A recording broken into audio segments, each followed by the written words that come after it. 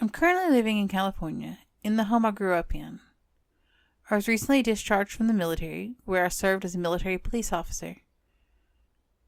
I came home a few months ago, and I'm living at home until I can get on my feet financially. I'm a light sleeper, as the military has done to me in the past few years. One night, around 4:15, I woke with the feeling that someone was watching me. I woke up and turned onto my side and looked at the doorway, which was open. Just outside my door frame, in the darkened hallway, was a shadowed shape. Thinking it was an intruder, I watched for a moment, blinked the sleep from my eyes, and got ready to take a course of action. As I stirred slightly, attempted to reach for my gun, the figure moved deeper into the shadows of the hallway and moved down the hallway towards the landing. I opened the night table and grabbed my gun. I ran to the door frame, and then, uncharacteristically, just jumped into the hallway. I activated the laser sight and the flashlight on my gun. What I saw still scares me. I really can't even talk or think about it without getting chills. Standing at the top of the stairs was a vaguely human shape. I could make out the contours of a female form. My small light illuminated the entire hallway. My laser sight showing a hazy dot against the dark shape. The thing that mystifies me the most is that whatever it was cast a shadow of its own on the wall. I got a distinct impression that whatever it was, it turned around in an instant. I stood there looking at it, and it stood there looking at me. I've been in war-type situations, and I've seen death in someone's eyes more times than I dare to even want to count. But whatever this was scared me into being numb. Whatever this was started to slowly walk towards me. It paused for a moment and then seemed to almost blur. It rushed at me. It went through me. And then it was gone. The only thing behind me in the hallway was the towel closet. I was shaking from pure terror. I woke my parents up, and my father proceeded to grumble with me and said some pretty colorful expletives about being woken up by a ghost. He walked out into the hallway, picked up the gun that I discarded on the floor, and did a walk through the house, and found everything secured and in its proper order. When this thing walked through me, I didn't feel the coldness that I've read in so many other ghost stories. I felt warmth, almost like it warmed my body, and then it was gone. Even now, talking about this, I'm scared stiff. I always close my door and lock it at night. I'm scared of seeing something like this again outside my hallway.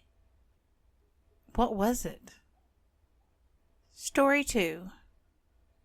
The Water Spirit. I was around 7 when this happened, and I was going swimming in an old river in Vietnam. My family were living in a suburb at the time. It was dark and scary in Vietnam, especially since we didn't have lights. One of the scary things that always scared me were graveyards. People that died buried their bodies anywhere, even near rivers. It was around 12 p.m., and the weather was extremely hot. Me and my 2 brothers decided to go for a swim. When we got to the river, my 2 brothers went off, leaving me alone by myself. Seeing my brothers having fun, I started to go forward to them.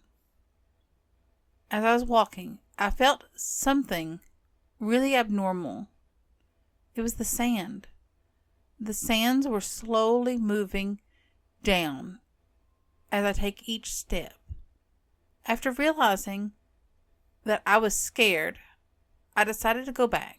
As I turned my body around, something, or a hand, I would say, grabbed my leg and started pulling me down.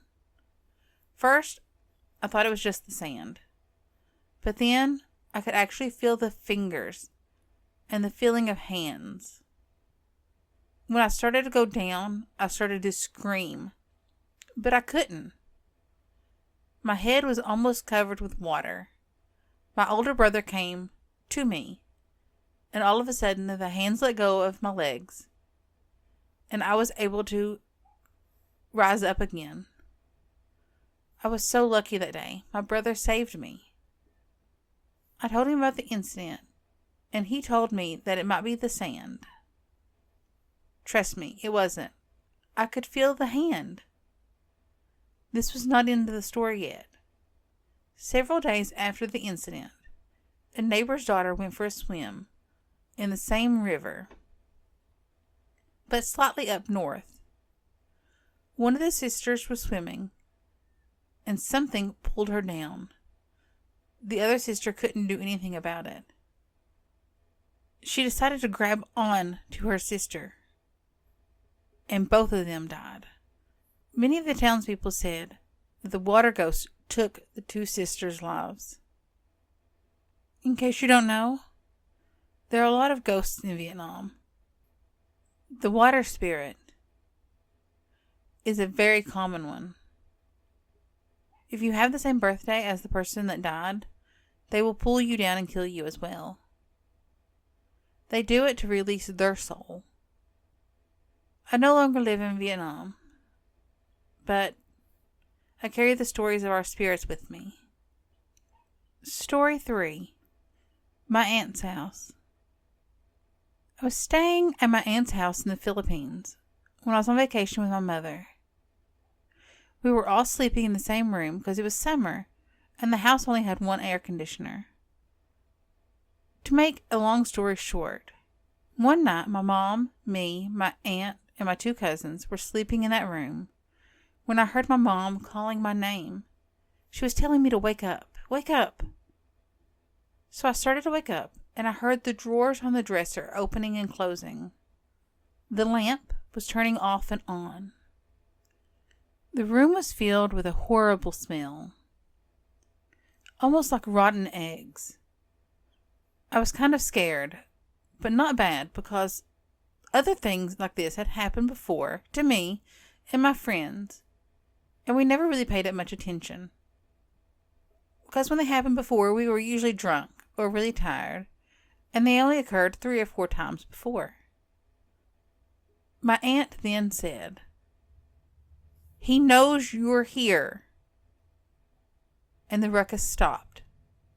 You see, my mom and my aunt believe that the ghost disturbing us that night was my grandfather, coming to see me because I left the Philippines when I was only 2 years old, and I'm now 25.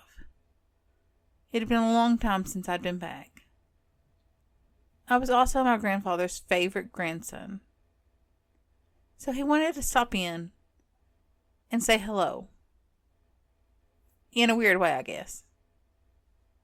Thanks for listening. I hope you enjoyed the stories. If you did, hit that subscribe button and give me a thumbs up. I really do appreciate it. Thanks for listening.